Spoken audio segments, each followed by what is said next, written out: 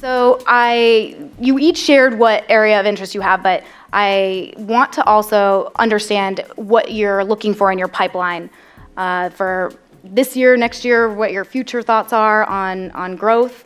Michael G. What are you actively looking for and sourcing today?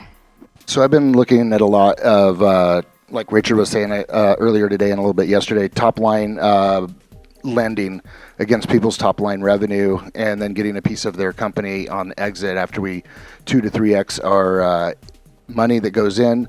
I'm also excited about the motel to apartment conversion project that they're working on. We're going to go take a look at that in a couple days in Houston, and those are the sort of things I'm sourcing right now for myself. Great. Nick, you mentioned industrial specifically, correct? Well, that's something we do focus on, but primarily right now we are looking for multifamily projects that are in distress, not necessarily in bad shape, but in financial distress. We see a lot of these multifamily projects that were picked up in the very low cap rates that cannot refinance now, and that's a prime ground to look at some of these developments where you're buying them, way below construction cost. We're also looking at the debt markets. We're active there, where we're picking up notes that banks don't want.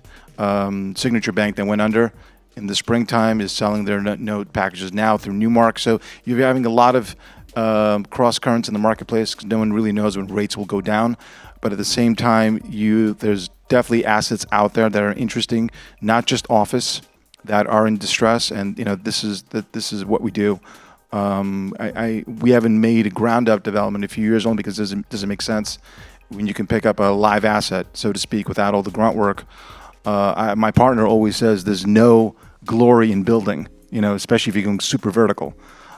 So right now, if you have the opportunity to pick up assets that are in distress, so it could be rescue capital, it could be stalled projects, projects that are just don't have enough capital, people don't have enough money for a capital call. Those are the deals we're looking at, and if you have those type of deals, we'd like to talk to you.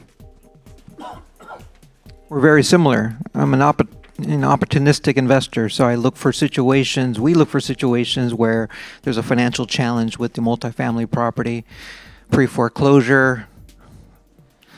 People are getting older, they want to retire, they want to move out of state. And so, but there's some weakness, not so much in a property, but the individuals that own it, partners that fight. And I was taught for the last 20 years, my mentors, to focus on buying right, not buying often. So we do buy in multiple states. We're in California, Washington, Florida is incredible what's going on over there. And so what I'm really here for is putting out the message. If you are in the industry of multifamily, you're a broker, you may know someone, we buy with cash, can wrap around the deals. We love passive income. So I know we're going into a challenging time. I like to model our business kind of Blackstone. They buy a lot, and we buy below replacement costs. So I know a lot of people may not like to hear that, but it makes a lot of money, and it does really well. You don't lose money, so that's why we like it a lot. Thank you. So for myself personally, we're looking at some multifamily 1031 exchange right now. We like multifamily. We tend to like things that are a little niche-y. Historic is nice for us because we think it attracts better quality of tenant. We too are opportunistic but not predatory investors. There's a difference. And just really, we're very open-minded in our group. We've done some great deals. One of the deals that we did that was a little venture debt-y was something that myself and some of the other members had invested in at an equity level, so we had preferred stock. Company was in a cash situation. They borrowed some money, and we ended up doing very well out of that because that helped bridge them to an acquisition. So not only did we make money on the debt, we also were able to protect our original investment and make money on the equity sale. So we look at these very holistically as a group. Because that's what angel groups are there for, right? You if you don't fit in the regular models that there are real professional slots for, you come to an angel group. So at Immigrant Partners, so we're not real estate at all, so definitely differentiated there. We are looking for private equity sponsors, asset managers, multifamily offices, independent wealth management firms who would be interested in receiving some minority capital and a strategic advice partnership. All of our deals are minority. We do not take board seats. We're very careful not to cross into a realm of being considered to have any control right. Of course, our documents do have covenants and and consent requirements for a number of matters. We're also our portfolio has been financed almost entirely through balance sheet money of Emigrant Bank, and Emigrant Bank is owned by a large family office. We would be interested in partnering with other groups in co-investments in some of our deals, some of our bigger deals, and or potentially in a slice of our portfolio. What we're looking for are landlord-friendly cities only, which is mostly the Sun Belt. We're looking for blood in the water. There has to be massive upside in the best locations. And if it doesn't meet that criteria, if one of those things are off, we won't buy. We're going to be extremely conservative. I've been doing this since '83, and I've never seen what I've seen the last 12 to 18 months, which is good, because I think there's going to be more opportunity now in the next 3 to 5 years than perhaps any time in my career. And so I'm looking for people that are looking for what I'm looking for, which again is great opportunity, but only in the best cities where, as landlords, we are welcomed. That's incredibly important. And there's massive migration coming to those cities. And then in that city, it has to be the best location, plenty of traffic. I'm not looking for A. We're looking to buy C to go to B, or maybe B, but not necessarily go to A. We just want to jack the rents up as high as possible. And that's pretty much it. Fantastic, thank you. Jamie, you're kind of the unique one here with what you're looking for. When you're talking about your structures, is there something that stands out to you, or are there unique structures that you're looking for, or that you tend to lean towards more? Something that stands out? Jamie? Talking to me? Jamie. Yeah, you're the unique one, right? You're okay. Yeah. So our deals are structured in an interesting way. It's really a hybrid debt equity instrument. It's participating debt. Basically, we receive a coupon that has a fixed interest rate attached to it. And then to the extent that it would result in a larger number, we receive a share of the adjusted EBITDA of the firms that we invest in.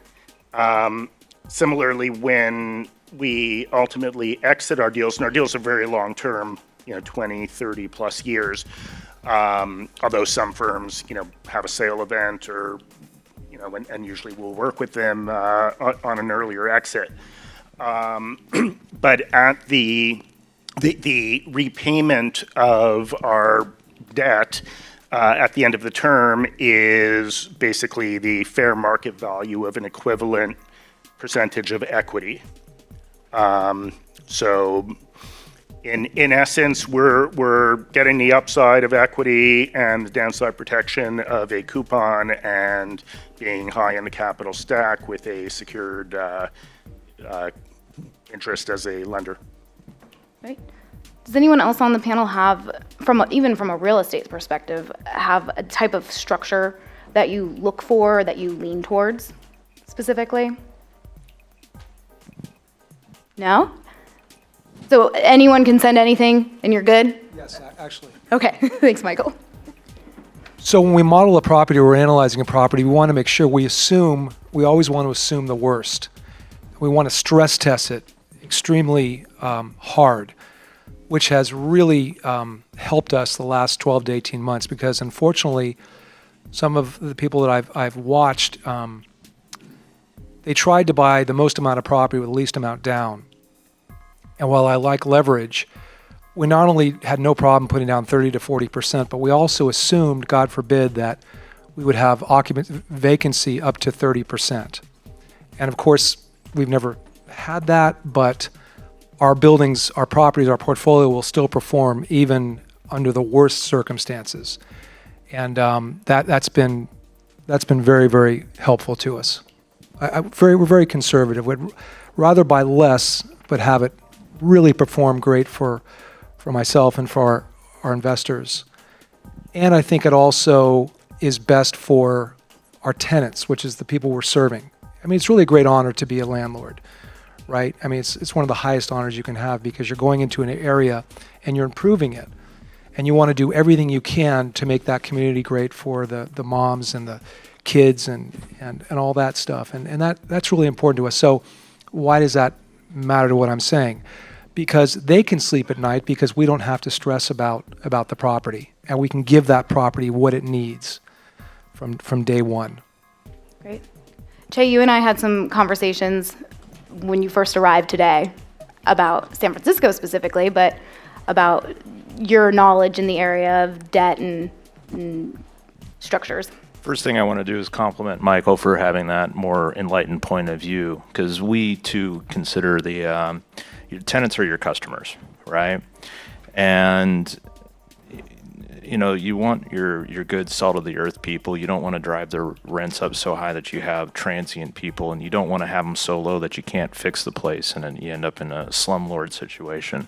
But reframing, a lot of folks don't seem to think of tenants as customers, right? What Holly and I were talking about, and I think New York will have a interesting thing. Right now, cell phone traffic in San Francisco is 29% of what it was in 2019 in downtown. The fact that there's not a traffic jam in front of this building right now on a Friday afternoon is still shocking to me as somebody who's been here for decades. So I know San Francisco's got a whole bunch of weird stuff about it. I know more about it than a lot of folks. But what's going on in Manhattan now is we move to it's made the Wall Street Journal, and every week there's a new doom cycle going on in San Francisco. We sold it was a $500 million or $300 million office building for $80 million a couple months ago. What's going on in Manhattan? We're seeing the same thing, especially in office. You have companies like Blackstone and Brookfield that they have the capital to afford to stay in these buildings. They're giving the keys back. So you're seeing a lot of issues with office. At the same time, if you go to newer buildings like on Vanderbilt Avenue, brand new buildings completely sold out at $250 a foot. Right? Yeah. Right. The lower floors are in the hundreds, which you don't really see that much anymore. But it just shows that there is demand if you're putting out a premium product, in the middle of Midtown Manhattan.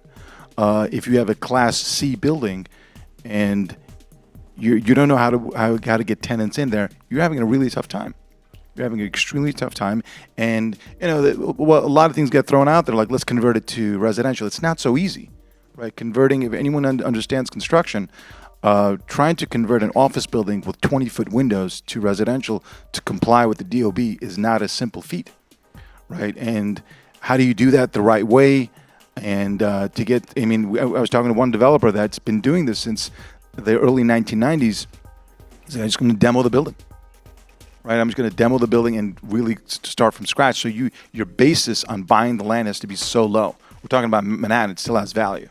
Right, compared to other cities that there is office demand. Like if you go to Miami, right, in Brickell, they're getting $150 a foot in the Microsoft, where they took I think 300,000 to 400,000 square feet, sold out. Right, so there are people there that are going to the office. It's hard to get people to come to the office in cities like New York, like San Francisco, where politics have made it difficult for the average worker to say, you know what, I'm going back to work. I'm going to take public transportation. Why? Why should I put myself at risk? And that's creating a mega shift, in the real estate market for some of these assets. And I will also tell you something that's funny that happened to me this week. You know, we have property up in Geyserville that I grew up on. I have more reliable internet in Geyserville now via Starlink than I do in downtown San Francisco, because the tech center that this place is, we can't have decent internet inexplicably. Awesome. Thanks for sharing. We haven't talked about gross revenue royalties yet. Has anyone on this panel used gross revenue royalties at all in structures? We've tried, and there are some groups out there that are doing it professionally and all that kind of stuff. I'm more involved in hardware. It never seems to work in hardware. It's very much of a SaaS plus historics and all that kind of stuff where you have a certain amount of churn, you have a certain amount of ARR, and it's literally bankable. But we have tried, we've asked, we've told people we're interested in doing this, and we've just never been able to get a deal done so far. Michael G., it looked like you were, no? Nobody else then has anybody attempted this gross revenue royalties or considering it? So we, in our deals, I mean, we've done, so we call, you know, so typically I was saying we would take a percentage of adjusted EBITDA, and we call that supplemental interest. In one case, we based our supplemental interest on a percentage of gross revenues as opposed to adjusted EBITDA. And that was mainly just because the accounting, where the company was coming from and the way their accounting had been done, it just made more sense. It didn't really affect our relationship in a significant way. I think we would typically still prefer to take a share of adjusted EBITDA, but we would be we'd be open to a revenue percentage. I mean, it's been nice to really not have to worry to any great degree about the expenses and CapEx of a firm if we're getting a share of revenues, but the sort of partnership that we look for with our partner firms works better typically with a percentage of EBITDA. Perfect. Does anybody have any questions on the gross? Oh, perfect. Not about the gross, but Oh, this is a question for the panel about debt. sorry, Charlie, right here. Thank you. I wouldn't. Nick mentioned Glad. this earlier, but is anyone buying debt directly from banks and lenders? Is it too early, other than the banks that have failed? You mentioned Newmark selling out Signature, but is anyone in the market to buy debt loan to own for assets? Are you talking about performing debt or non-performing? It really doesn't matter either way. I mean, to me, non-performing is more attractive. You can get a discount on it, but I'm more interested in buying the loans to potentially own the real estate if you're comfortable with it, or just to get performance on the debt if it comes back. I think as an income strategy, private credit has really come to the spotlight in the last 12 months, where a lot of banks are not lending, and you've got private credit with much higher yields. Right now, if you're looking for a bridge debt for a multifamily deal, you're paying double digits, right? And that's very attractive yield when you're first lien position. During the heyday of 21, where people were getting, in the 80s LTVs, now you're 65 LTV. You got to bring more equity to the table, 60 LTV. I think it's a great strategy if you're looking for income and you've got some downside protection on the asset. If you're more opportunistic and you're looking to get your, a little bit more hairier, get your hands dirty, I think the non-performing space is really where it is right now, where you can get default interest in some of these states, where New York goes as high as 24. That's a tremendous return if you're buying the note at a discount, and you have the legal know-how how to foreclose if you need to, or reperform the asset, or try to do a deed in lieu. There's a lot of strategies, legal strategies that can be done. That's just a little bit more, a little bit more legwork. But getting back to your initial question, I think private credit's great. Does anyone have a very unique structure when it comes to debt and income opportunities, or structures that you would advise against or advise for? Share with the audience. For example, if you're underwriting debt and you're looking to lend out capital to a real estate operator, everyone has certain provisions, like a confession of judgment, your personal guaranteeing, but there's different scenarios where you can cross-collateralize someone's asset. There's more protection on the downside for you as a lender. and it's been tighter right now for people to borrow. So I've seen structures where someone really needed the money, and another lender just said, "Well, you're going to put your wife, on the personal guarantee," and you have, as a lender now, more leeway. You can do different things to protect your downside. Before, when money was a little bit more free and bridge debt was in the sevens, right, 7-8%. Now you go to any branch bank, you're looking at a 30-year loan in the sevens or even eights, depending on your credit. So it's a different world, and you can protect your downside by putting some certain scenarios in there. I was talking to someone here actually, where in Texas, you're allowed to do a deal where the deed is an escrow. So if you default, there is no foreclosure. So it's just incredible. I mean, most states will throw that out the window, including New York, California as well. But there are some states that are super landlord friendly and owner friendly, and if you default, I mean, it's over. Yeah. Does anybody else have any comments on this topic? Years ago, we did non-performing notes, and most recently, I'm starting to get inquiries from people having those opportunities, more so in the private lending, hard money lending world. So I think it's a trend, and we're looking forward to doing that and doing many of the options of de in lieu of foreclosure or foreclosing on ourselves or of them, or working it out. So if you have any interest in that, or you have any deal flow in that area, I'd love to talk to you. Thank you. Talk to me first. And then do a deal with me. I would just say that until PayPal crashes the economy or unemployment hits 5%, stay away from floating debt. All right. Do we have any other audience questions at this time? Oh, right here in the center. Awesome. Thank you, John.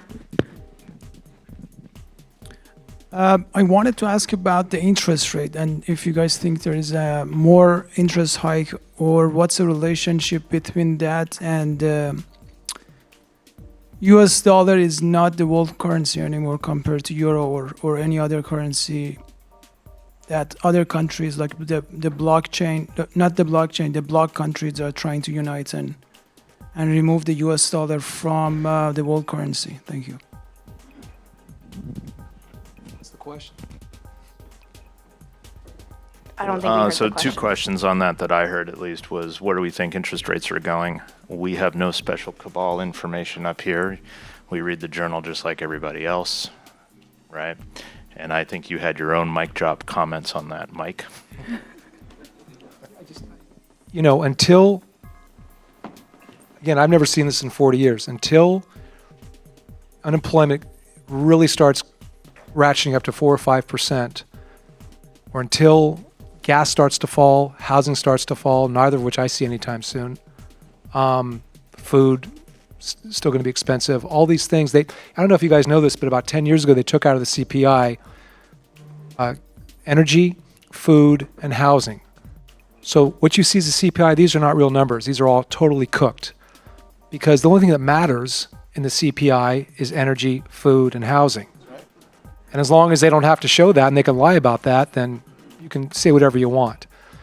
So I would just be extremely careful with debt until you see some real pain in the economy, which I don't see that yet. Maybe, do you guys see any real pain in the economy yet? I don't.